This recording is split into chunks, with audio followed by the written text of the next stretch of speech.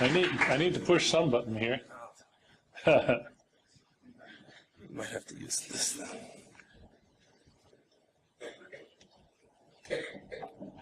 I'll get out of the way. There we go.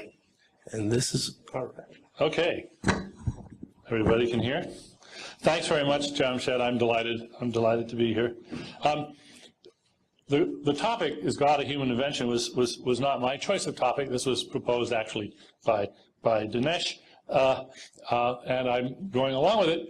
And I'll say a little bit more about what I was going to have as my topic, because as he said in his proposal to me, we can do both topics at once. First, let's just get a few facts on the table so that we have something properly to reason about. Here you see a map of the world, and it just shows, this is, I suppose, somewhat out of date. It shows the world's religions color-coded, so Islam is in green, and Buddhism is in purple, Hinduism is in brown, Christianity is in yellow. And according to the World Christian Encyclopedia, which is really the sort of authoritative book about this, the only religion that's growing today of these major categories is Islam. And it's growing almost entirely by a differential birth rate, not by conversion in. I know there's a sense out there that say Christianity must be booming, must be growing too, but there's really no evidence of that. For instance, the Southern Baptists now are baptizing about the same number they were back in the 50s each year. There's really no change in membership. And there was a nice piece in the New York Times just about a year ago, October of 2006, about the National Association of Evangelicals, which had a study. They were really worried that youth were falling away from the evangelical churches at a great rate, quoting one of them. If current trends continue, only 4% of teenagers will be Bible-believing Christians as adults. So I think you should temper your hunch that religions are growing at a great rate in this country. What they are doing, I think, is growing louder, but not necessarily growing in numbers. They're becoming more vocal, more aggressive, more obvious in many ways. Another point that's often made is that you'll notice on this map there's no difference shown between the United States Christianity and Europe as a Christian. This is a very sort of rough cast map.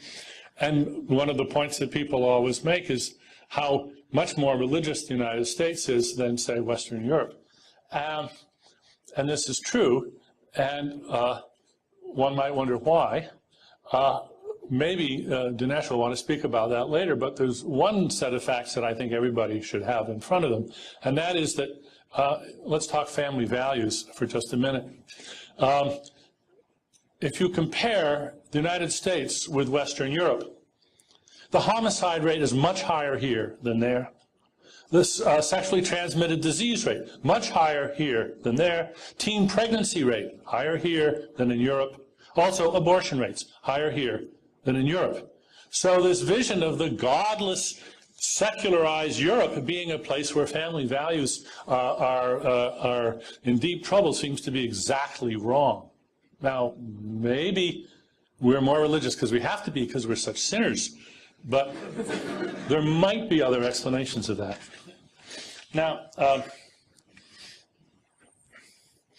this is a map which shows the rough breakdown of different religions. You'll see that Christianity, which includes all kinds of Christians, is by far the largest percentage of the world's religion. But notice that Islam is only slightly more than the non-religious. And there are roughly twice as many non-religious, more than twice as many, 3 times as many as Buddhists. And in fact, the group that's growing the fastest in the world is not Islam, it's the non-religious. Now, I like facts like this, and I think everybody should know them because there's some surprises. I think probably some of these already are facts that you didn't have under your belt. And I've made a proposal, and this is what we were going to debate about, what I propose that we debate about. My proposal for what I'm calling the 4th R, there's reading, writing, arithmetic, and I've actually proposed a compulsory curriculum on world religions for all schools. So here's my proposal, that education on world religion for all our children in public and private schools, this would be compulsory. And the idea was that it would cover history, creed, rituals, music, symbols, ethical commands, and prohibitions. That's it. Just well-attested, non-controversial facts that everybody can agree to about the world's religions, and that should be a curriculum which starts in grade school, goes into middle school and high school. Now,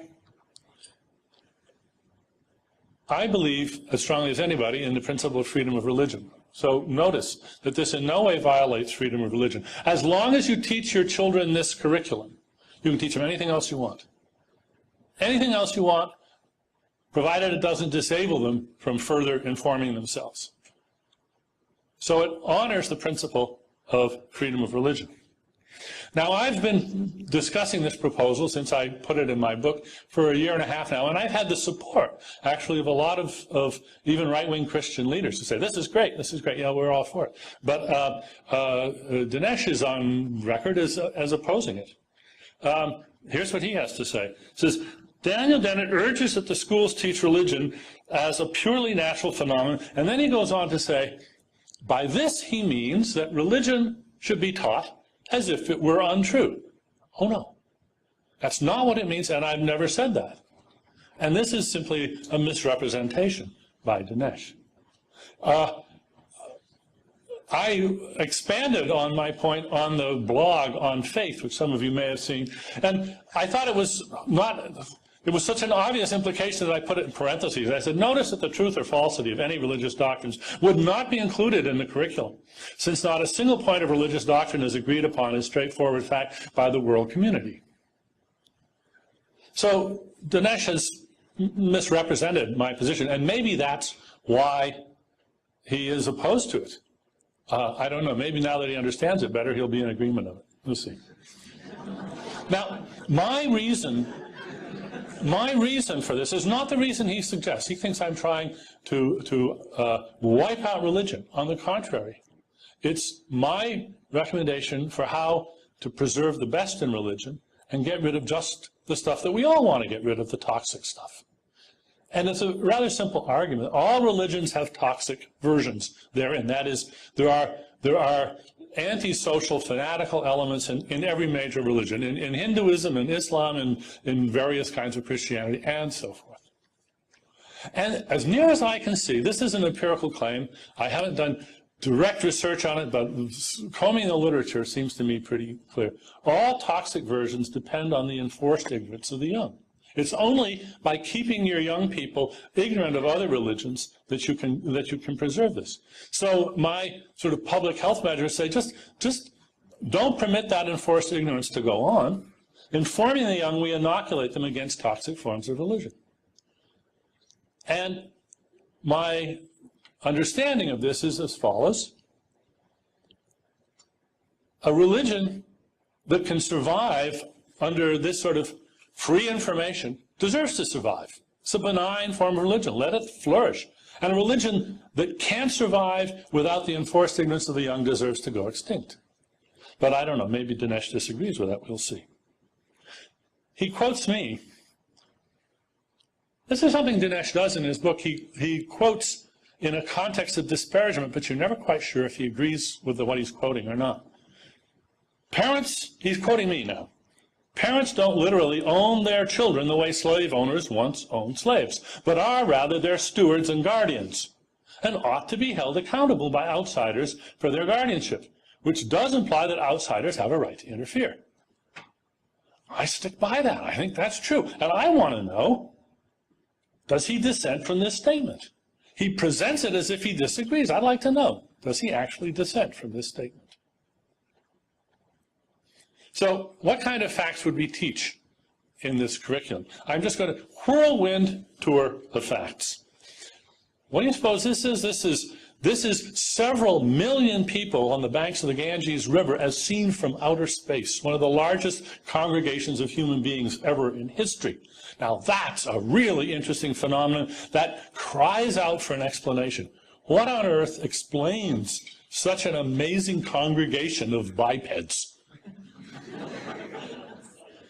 Well, it's, of course, this is a Hindu country, and the Hindu religions are older than Christianity, older even than Judaism, and they, unlike say Christianity, they don't have a sort of single founder. Their name for the highest God is Brahman, and everybody has a soul, an Atman, and if you perfect and purify your soul, that's nirvana, and you become one with Brahman. But in addition to Brahman, they have lots of gods. They have, for instance, Ganesh, the Indian god, and Lakshmi, the god of light. And they have avatars, which are gods come to earth, and they have names that are familiar to you, I'm sure, such as Krishna and Rama. And they have their holy texts, the Upanishads and the Vedas and so forth. And then you know also about the sacred cows.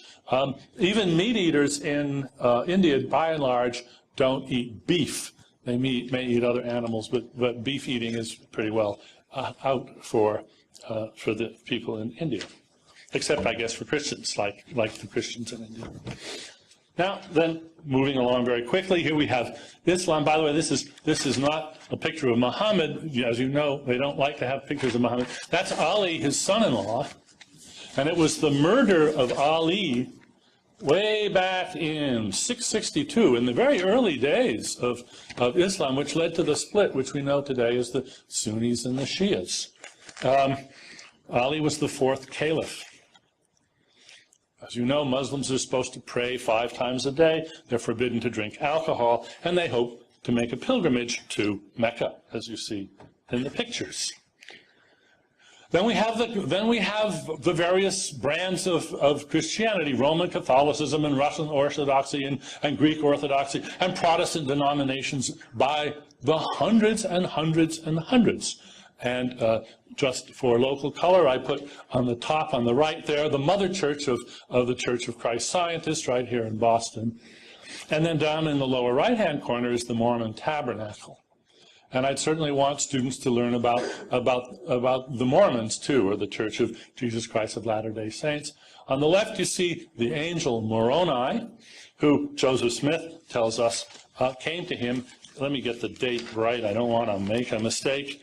In 1823, on the 21st of September, the angel Moroni appeared to Joseph Smith, and then he came back 4 years later with what I'm reporting, of course, is not, this is Mormon doctrine, Mormon creeds. I'm not saying it's true. I'm just saying this is what Mormons believe. He brought with him these golden tablets on which were written Egyptian symbols of some kind, and with the aid of some magic stones, Joseph Smith was able to translate them, and that's where we get the Book of Mormon. So we'd certainly want people to know about that. And then here, more recent religions still talk about Latter-day. This is just the 50th anniversary of the John Frum religion on the island of Tanna. This started after World War II. GIs on a neighboring island of Efate came in, they built an airstrip, they had all kinds of amazing cargo that the people on the island of Tanna had never seen, and they wanted some of that cargo, and so they decided that the GIs were sort of like gods, and they started a religion. They used the American flag, they dress up in sort of their idea of GI costumes, they carry bamboo imitation rifles, and they get into formations, and they're waiting for John Frum.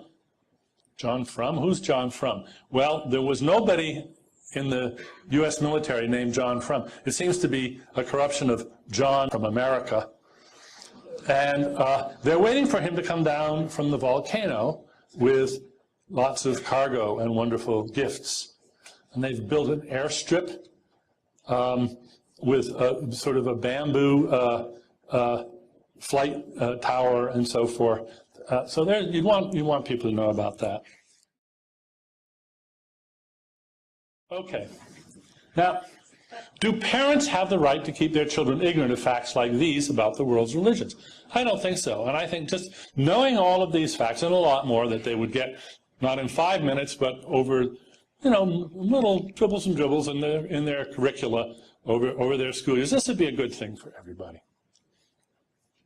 I want to know if Dinesh thinks no, what is he afraid of? Is it the truth, maybe? These are just uncontroversial facts about the world's religions. I think everybody should know them. Now here's the Hagia Sophia in Istanbul. Here's some interesting facts about it. It started off as a church. Then it became a mosque, and now it's a museum. Isn't that interesting? Who knows what might happen next? It's hard to say. Here's the Vatican. Maybe in the life of your children or your grandchildren, it will become the European Museum of Roman Catholicism. Maybe Mecca will become Disney's Magic Kingdom of Allah.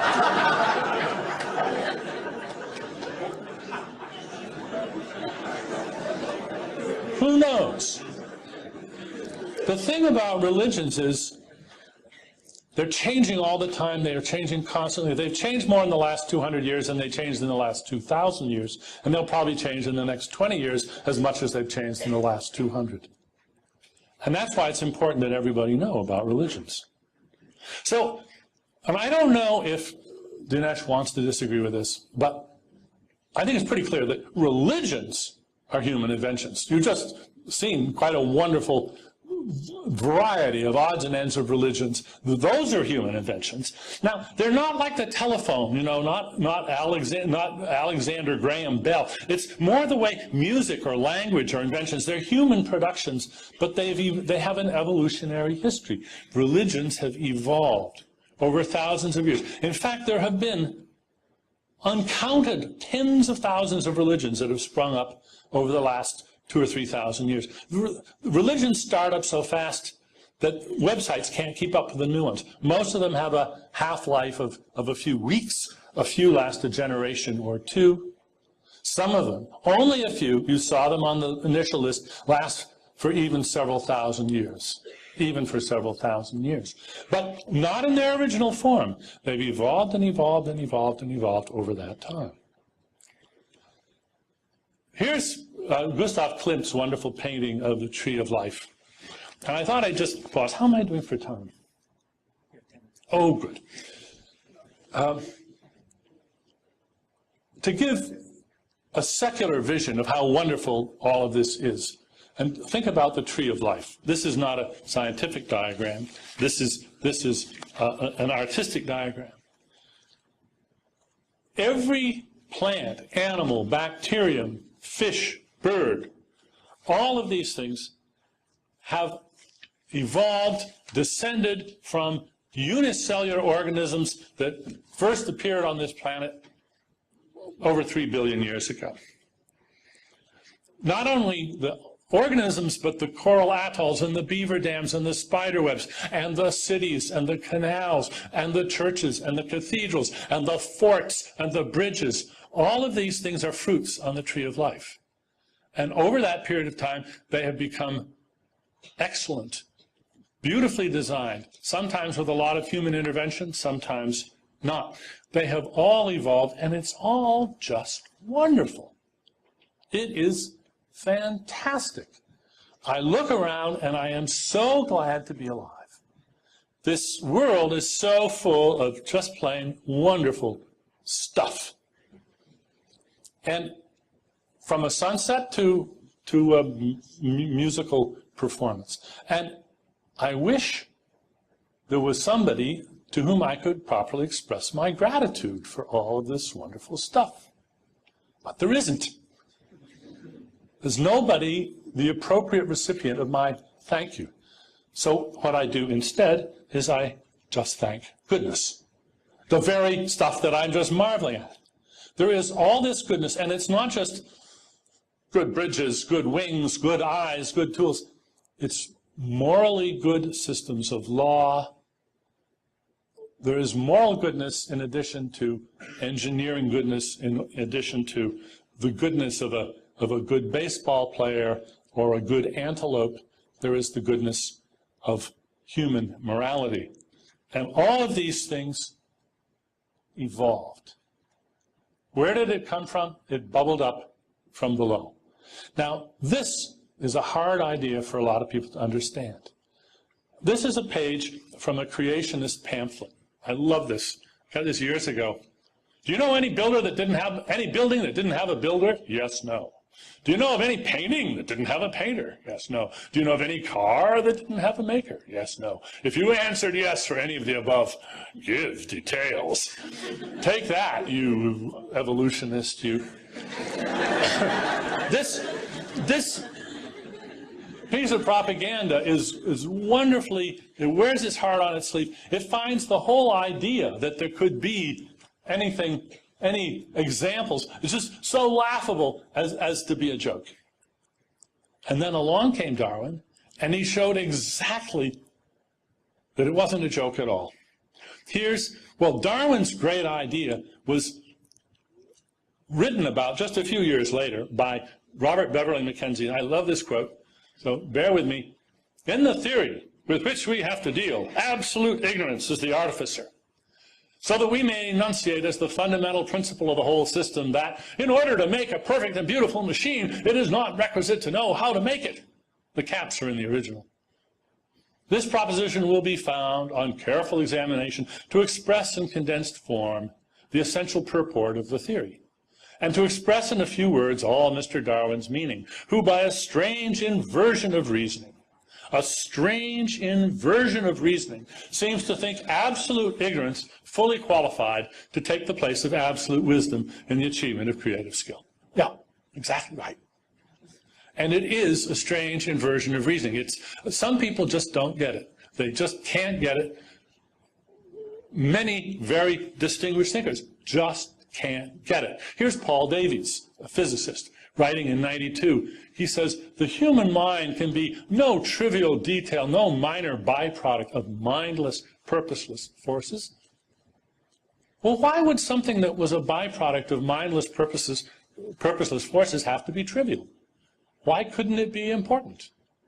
It's because Davies unconsciously, I think, adheres to what I will call the trickle-down theory of goodness. Nothing can be good unless there's something much better on high that is its source. But there's just no reason to believe that. It makes sense of our past. We never saw a shoe make a cobbler. We never saw an arrow make a Fletcher. We're in Fletcher school.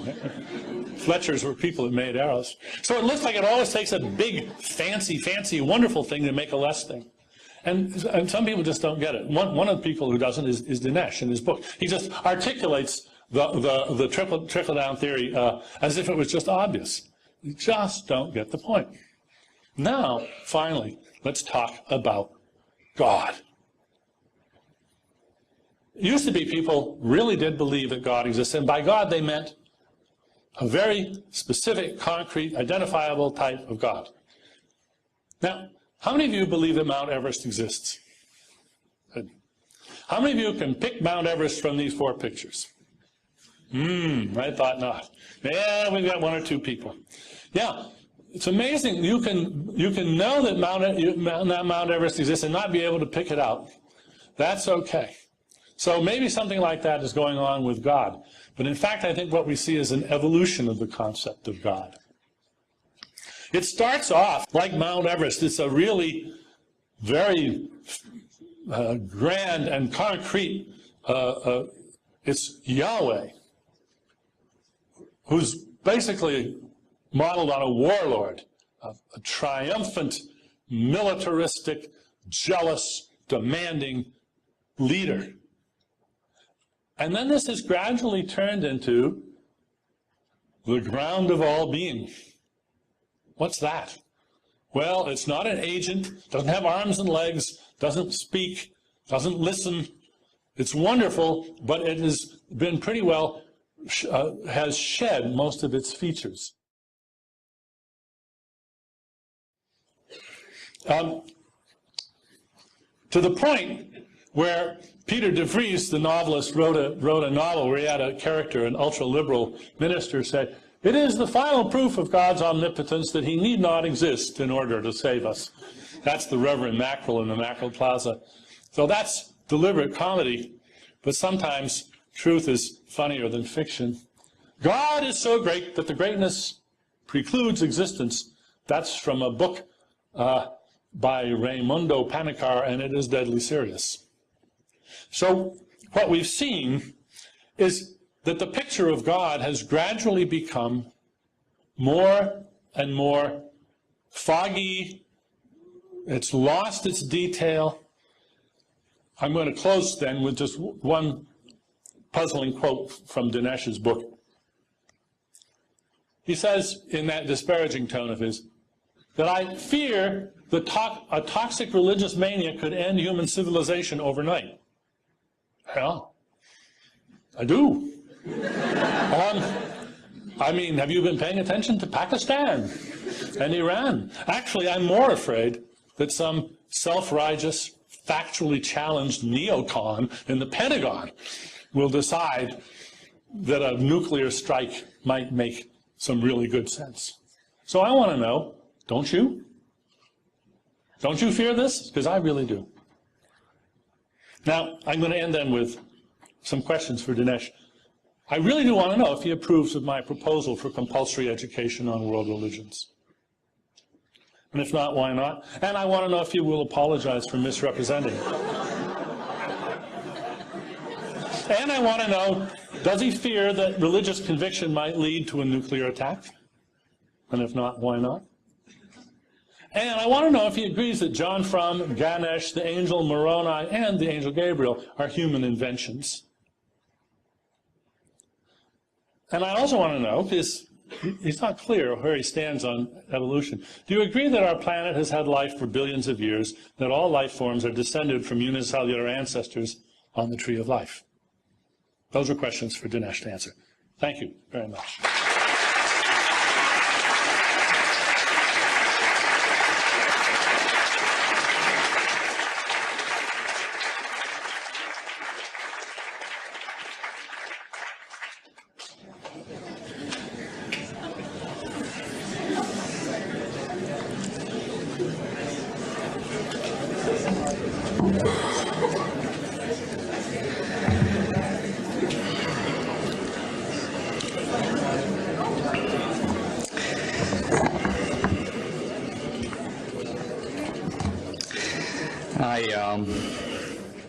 I see I have a wide podium here. I guess I didn't have to wear pants.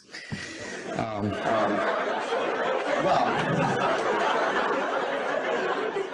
I'm trying to decide in the time I have whether I should rebut Professor Dennett or just jump into my own thoughts. I think what I'll do is touch on a couple of points that he makes and then come back in my rebuttal and address them more fully. First of all, let's begin with a couple of factual errors. Is religion growing?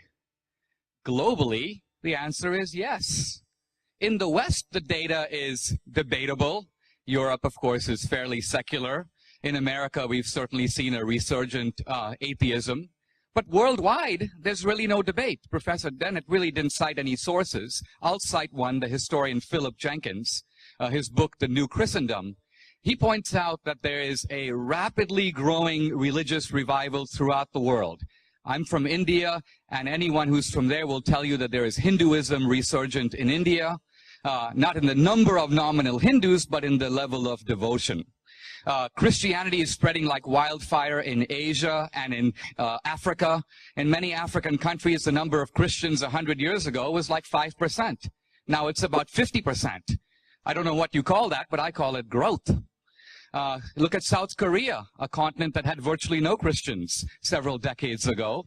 It now is over 50% Christian. You've got churches that have 100,000 members. There are tens of thousands of South Korean missionaries that are coming to Europe, and some even to America.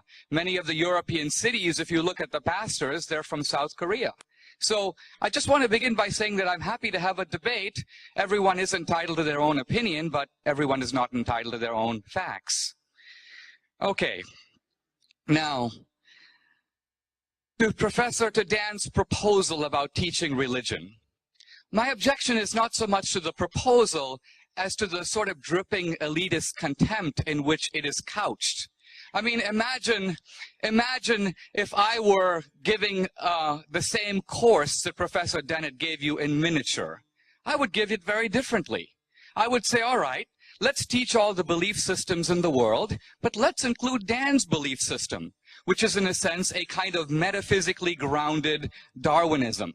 Let's also show the influence of that Darwinism in shaping social Darwinism, sterilization. Let's show the influence of Darwinism in the Nazi movement in Germany. Let's assign Richard Weikart's book From Darwin to Hitler, which shows, for example, that the Nazis were inspired really by two main currents, social Darwinism on the one side and Nietzschean atheism on the other. The combination of the will to power and survival of the fittest were essentially recruiting slogans for the Nazis.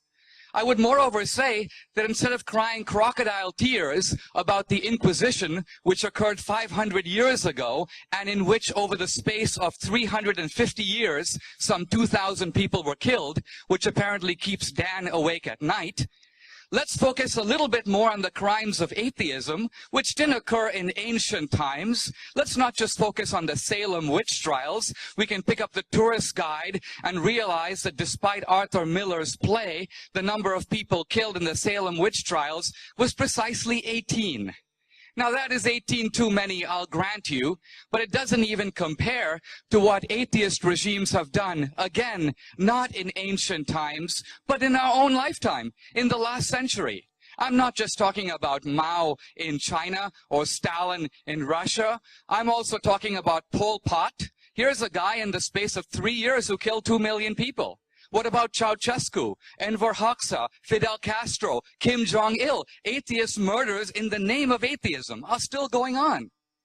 Now, Richard Dawkins, in his book, The God Delusion, says, oh yes, but the religious crimes were in the name of religion, but the crimes of atheism were not in the name of atheism.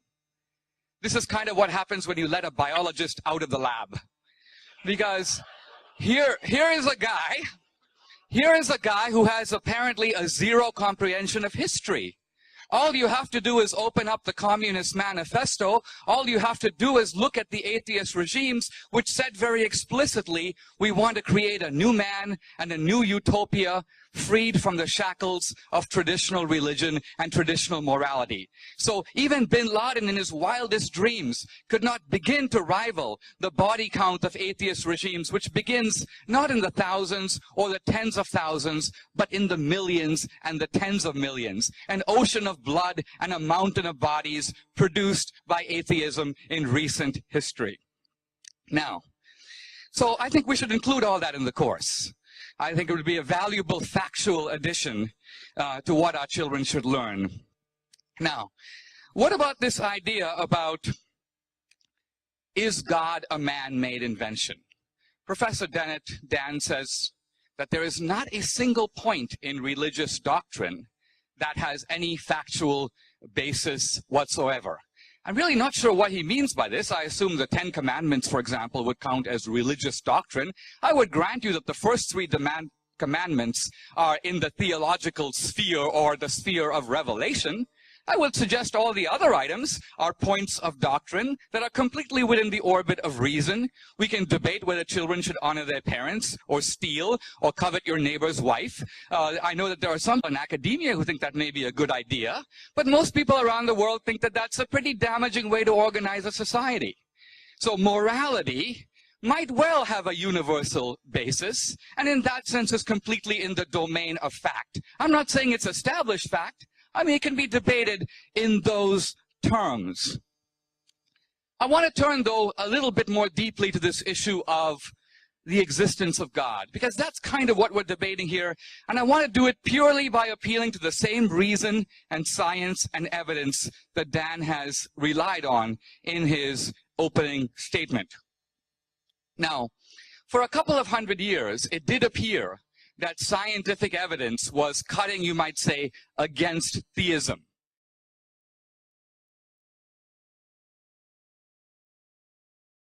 We had Copernicus showing that the Earth is not the center of the universe. The Earth goes around the sun.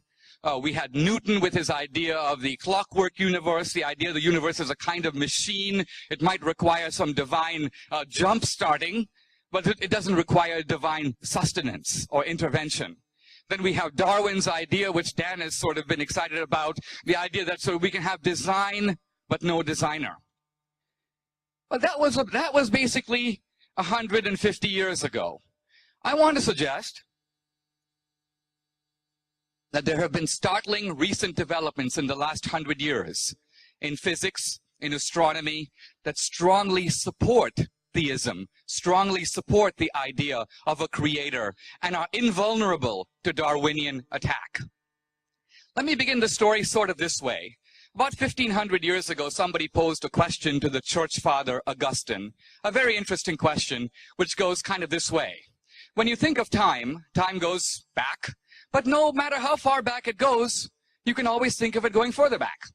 So if you say 5,000 years ago, someone could say 5,001 years ago. 1 million years ago, 1,000,001 years ago.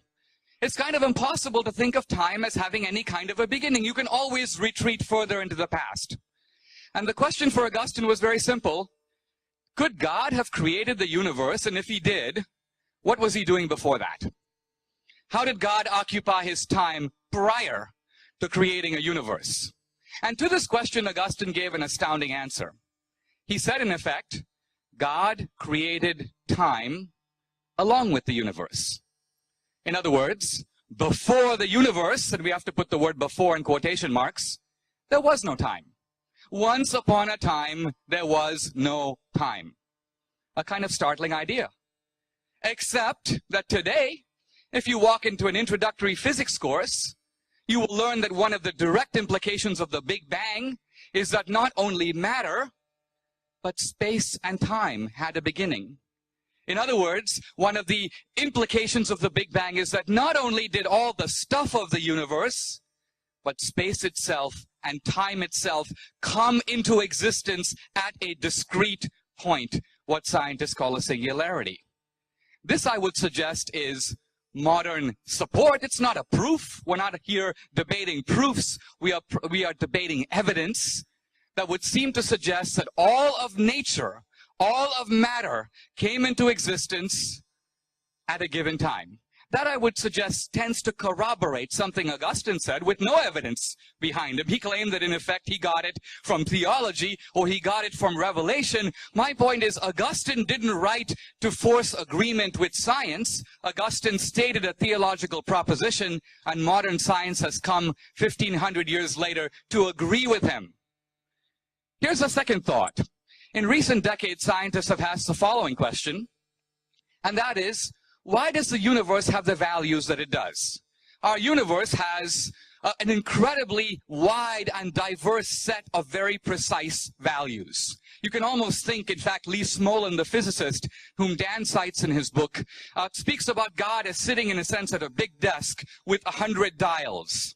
And each dial reflects one of the values or forces of the universe. There is the mass of the electron, the mass of the proton, the gravitational force, the electromagnetic force, the electroweak force, and so on and so on. And the question is this. Why are those numbers set at precisely what they are? What if you were to move in and, let's say, fool with the dials a little bit, change them a little? What would happen? The scientists who asked this question came up with a very startling conclusion, and that is, if you touch the dials, if you fool with them, not to the point of 50% or 20% or even 1%. Stephen Hawking says in his brief history of time that if you touch one of the dials, this is the expansion rate of the universe, and move it 1 part in 100,000 millionth million, we would have no universe, we would have no life. In other words, the constants and values of the universe appear to be fine-tuned precisely for, well, us. Now, my question to Dan Dennett, To me, the fine-tuned universe, which by the way has no Darwinian explanation, the Darwinian explanation has to do with how one life form became another. Well, I'm going to come back in my rebuttal and discuss what I think is Dan's promiscuous overextension of Darwin into areas that have nothing to do with evolution at all, to claim the prestige of science for very dubious theories about why humans laugh, why do they go to the toilet, and so on. We'll come to that later. What I want to say here is simply this.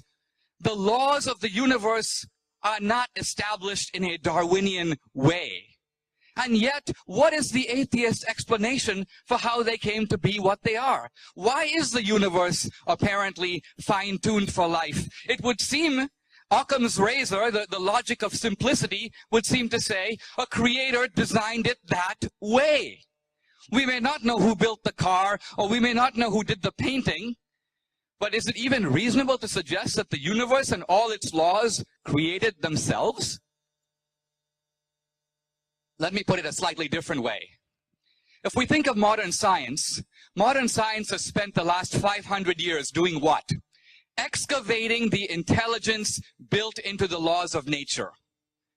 We live apparently in a rational universe that reflects extremely complicated laws, right? Kepler's laws of planetary motion, Newton's inverse square law, Einstein's E equals mc squared, and so on. My question is, if our most brilliant scientists have spent their entire lifetime trying to decode the intelligence out of nature, who put it there? Or if not, a good question for Dan, how did it get there? Where did this intelligence come from? What is its explanation? What is your account for why nature obeys laws in the first place? You want to go to other cultures, you realize that this notion of a universe obeying laws is a Western and in fact to a large degree a Christian idea. Other cultures deny it.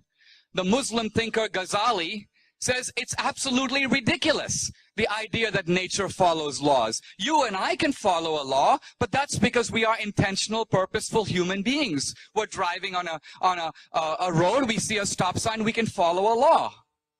But can an electron follow a law? Can inanimate objects follow laws? It's preposterous. So Ghazali says the universe exists in the mind of Allah. Things happen because Allah intervenes every second to make them happen in exactly the way they happen. The reason I'm telling you this is I want to suggest that the premises of modern science themselves are based upon Christian metaphysics. The idea that the universe is rational. It obeys laws. These laws are accessible to our human minds. There is no Darwinian reason it must be so. Yes, we evolved, and I agree with Dan about this, but we evolved to survive, if you will, in hunter-gatherer primitive environments. We did not evolve to figure out the rotation of the planets. We did not necessarily evolve to figure out the theory of relativity. So evolution can tell us why we survive and why we adapt, but evolution can't tell us why we believe certain things to be true.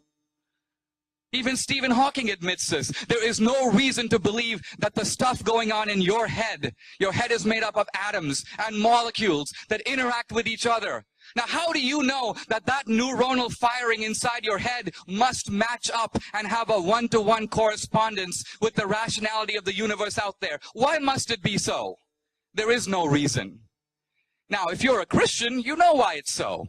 If you're a Christian, you say, I know why the universe is rational. It was created by an omniscient, super-rational God. I know why the universe obeys laws.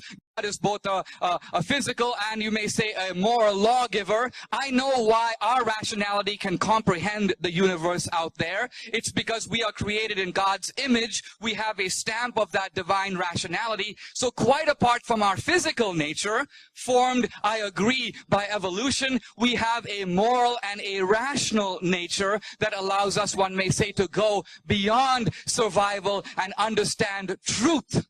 Truth that is more than sending my genes into the next generation.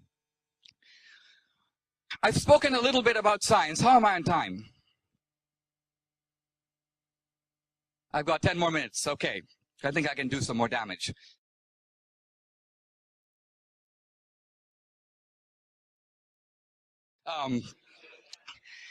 I want to shift a little bit. I want to shift a little bit away from, I focused a little bit on nature. I want to talk a little bit more now about human nature.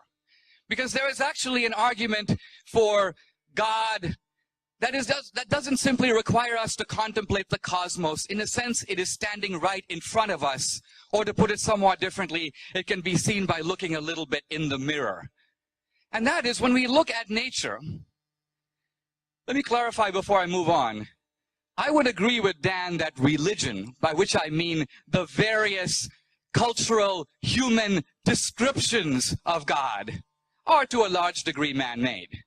After all, we are dealing with a sphere of experience, or we are dealing with a sphere of truth that lies beyond human experience. I think really, in some senses in this debate, both Dan and I are, in some senses, a specialized sense, we are both agnostics. And what I mean by that is we are debating a question for which there is not and cannot really be decisive empirical evidence. If I were to say to you, is there life after death? How could we figure this out? Dan might say, well, I don't see any evidence that it's so. Well, what kind of evidence are you waiting for? You want dead people to come back to life and stand up in court and give testimony? Is that what you're waiting for? Then you'll believe? No. All right. So Dan is exactly in the position of that caveman circa 5,000 BC or 10,000 BC, whose whole world was limited to 2 miles from where he was born, and decided on the basis of rational evidence that there could be nothing else out there. Why? Because his little instruments couldn't see them. In other words, how hubristic and narrow-minded of us to assume that all the available information we have now, that's it. That's all we know. And what we don't know can't possibly exist. It's ridiculous. It would have been absurd if we had believed that in the past. Imagine if other scientists had believed that 500 years ago. We deny the existence of all planets outside our solar system. Why? We've seen no evidence of them. This is Dan Dennett circa about 1450. All right. Here's the point I want to get at. We have nature, but we also have human nature, and that's us. And we know that although we are part of nature, we are made up of atoms and molecules, we are a little different than the rest of nature in one key respect. Take a stone rolling down a hill. A stone, quite frankly, has no choice in the matter. The stone rolls. It is a product of nature. We, on the other hand, seem to exist in 2 dimensions. We are products of nature, but we are also products ultimately of free will, of choice, of intentionality, of feelings, of consciousness, of morality. Now I ask you, where can those things be found under the microscope? Have you ever seen consciousness? No. Dan Dennett argues, because he can't see it, it doesn't exist. It's kind of an illusion. It's ultimately a sort of projection or epiphenomenon of material things. Everything has to be reduced to the material. Why? Because ultimately our great wide universe has to be truncated in a Procrustean way to make it fit with materialist morality. Half of our experience, the entire subjective dimension, has to be canceled out. So for Dan, if a computer can process a transaction and you can process a transaction, hey, the computer is being rational. The computer is human in some fundamental sense, no different from you. And why? Because the result is the same. Now, I think this is a bit of foolishness that it really perhaps takes a non-academic to see. In other words, we have knowledge of nature not just from the outside. We are like stones, but we also have choice. Here I am participating in this debate, and our debate is based on free exchange of ideas and free will. I mean, I could put this microphone down and go sit down. Is the firing of my neurons in my head determining my decision? Is it telling me one way or the other? No, I can go either way. I speak, I stop. So the dimension of free will would seem to suggest that there is a part of us that one may say can override the laws of nature. Now, in what way? Obviously, if I throw this microphone, its trajectory, its parabola-like motion, it will fall to the ground in obedience to the laws of gravity. I admit all that. But my decision to throw it, I would suggest, is undetermined. And why?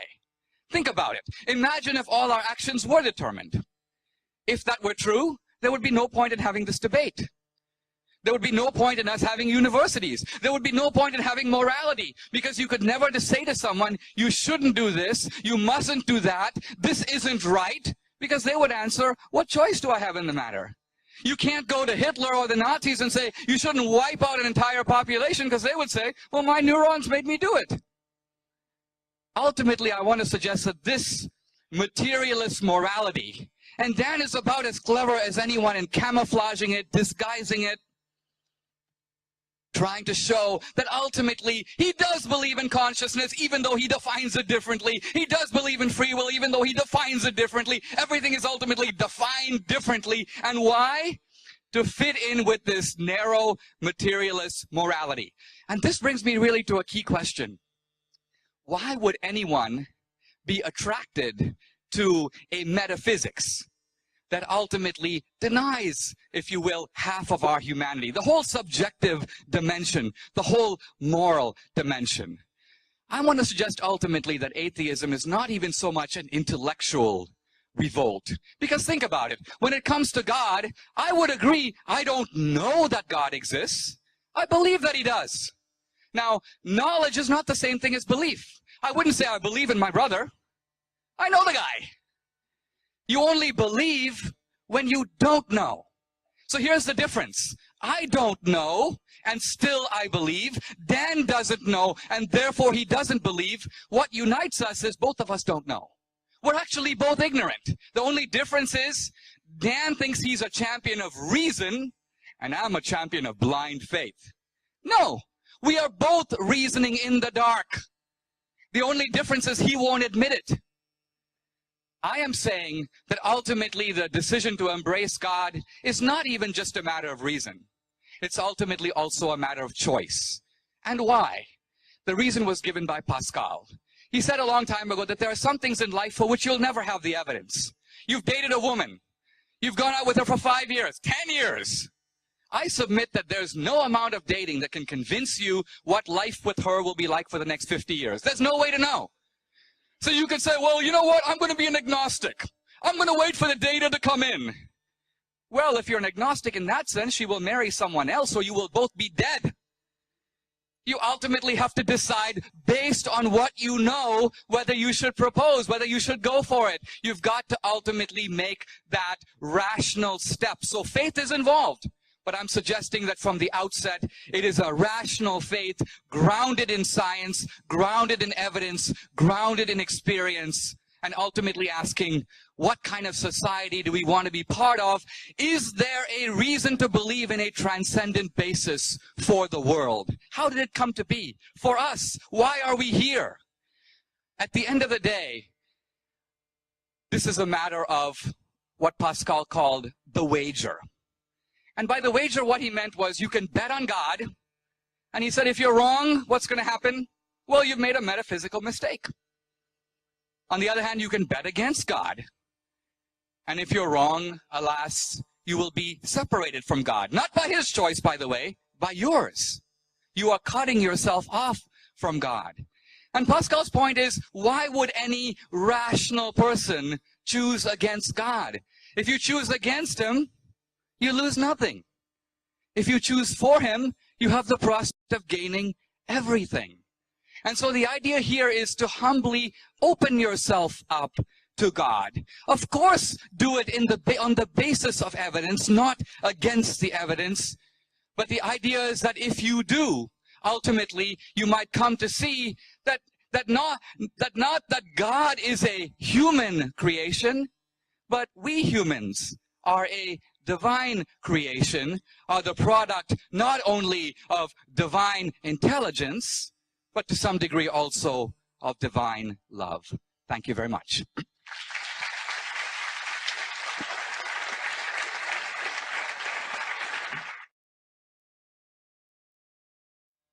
Humility is a Christian virtue.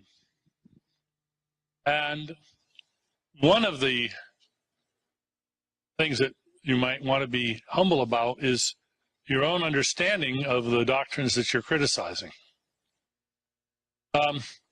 You have had great fun with what I would consider cartoon versions of just about all the... What, is this on?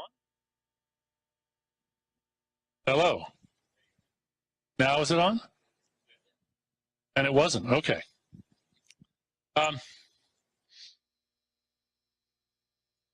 Sometimes the way people understand things is by rewriting them in their own terms and then saying, oh, well, what a crazy idea that is. And of course, if they haven't done justice to them in their own terms, then it's pretty crazy. So what we've seen here, I think, is a number of occasions in which... try another microphone. Why the micro? Yeah, that's better.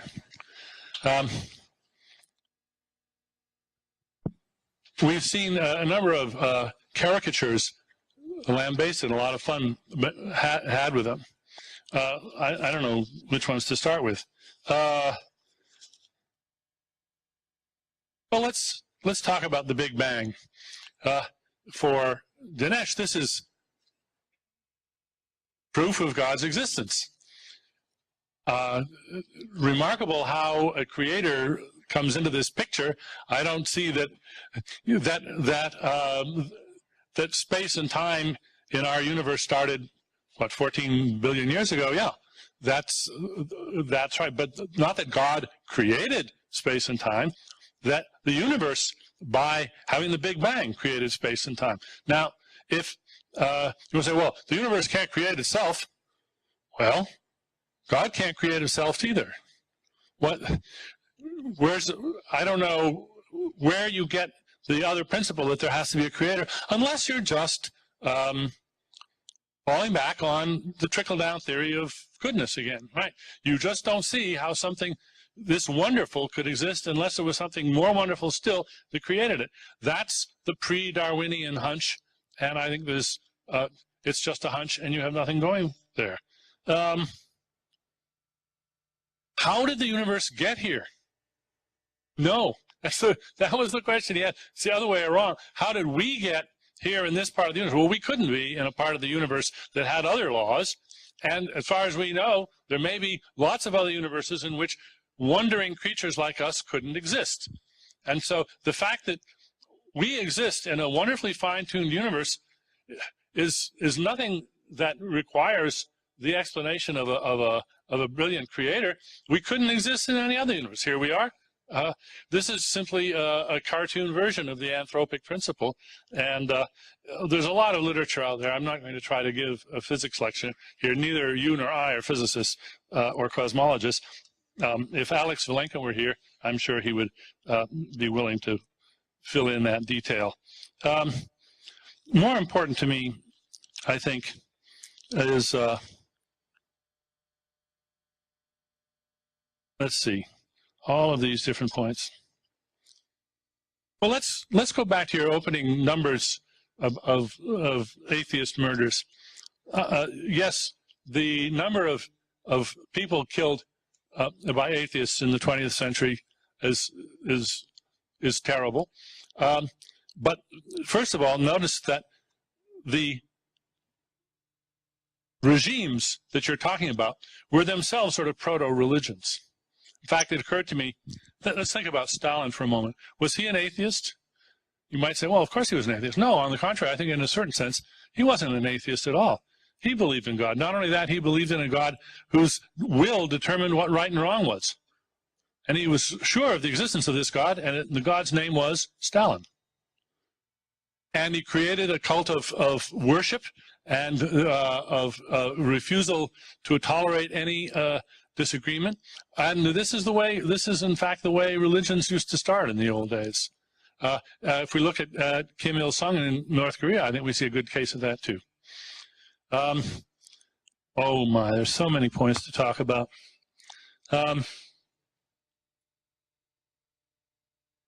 You say, as if it were just obvious, that free will, choice, consciousness, intentionality, that there's no explanation of those in terms of the Darwinian picture.